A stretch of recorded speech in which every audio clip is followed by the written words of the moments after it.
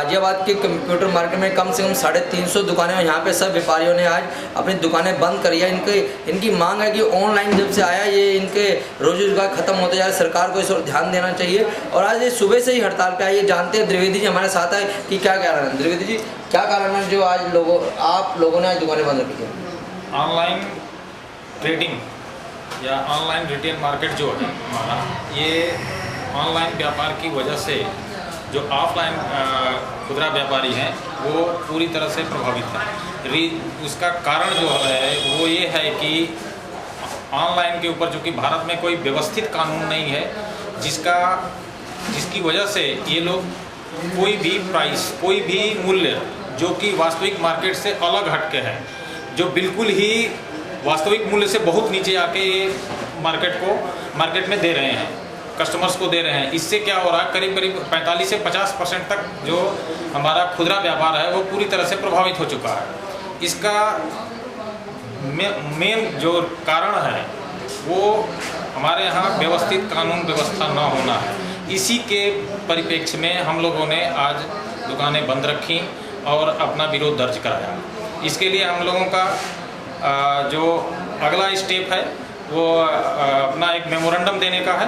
उसके लिए हम लोग आगे प्रोसेस करेंगे और इसकी ये लड़ाई हम अंतिम तक लड़ेंगे जब तक कि हमें एक व्यवस्थित व्यवस्था नहीं मिल जाती। सर, आपको क्या लगता है कि ये जो सरकारें हैं ये भी दोषी है, जैसे कि उत्तर प्रदेश और जैसे कि हमारे जो प्रधानमंत्री मोदी जी, इन्होंने ये कहा था कि गरीब व्यापारी हमारे देश में बढ़ेगा और छोटे छोटे रोजगार देंगे, और आपको लग रहा है कि ये ऑनलाइन होने से छोटा व्यापारी बढ़ रहा है या अच्छे दिन मोदी जी ने कह रहे आ रहे?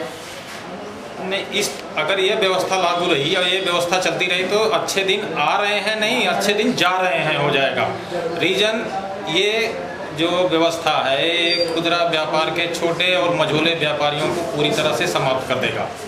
इनमें कहीं भी कोई भी बचने का कोई कारण नहीं नज़र आता कि कोई बच जाएगा, क्योंकि जो वास्तविक मूल्य है उससे बहुत नीचे ये सामान सप्लाई कर रहे हैं। इसका कारण यह है कि इन जो ये बाहर की कंपनियां हैं, जो ऑनलाइन कंपनीज हैं, इनको बाहर से इन्वेस्टमेंट आ रहा है। अभी बहुत हाल में ही स्नैपडील ने एक जापान की कंपनी के साथ अपना डील किया है। वो पैसे ये कम मूल्य पे देके वहाँ से भरपाई कर रहे हैं। तो कहीं ना कहीं ये खुदरा व्यापार को पूरी तरह से समाप्त करने की एक साजिश है और इस साजिश का विरोध होना चाहिए।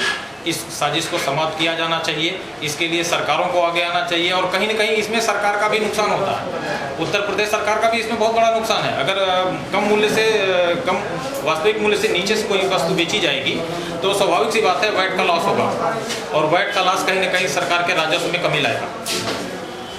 ये तो द्विवेदी जी ने कहा कि सरकार को इस ओर ध्यान देना चाहिए। अगर सरकार इस ओर ध्यान नहीं देती तो ये रोड पे भी, और एक बार जैसे कि पूरा भारत बंद था, इनकी ये कहना भी है कि पूरा भारत भी हमें बंद करना पड़ा कि पूरा भारत बंद कराएंगे अगर ये हमारी मांग पूरी नहीं होती तो।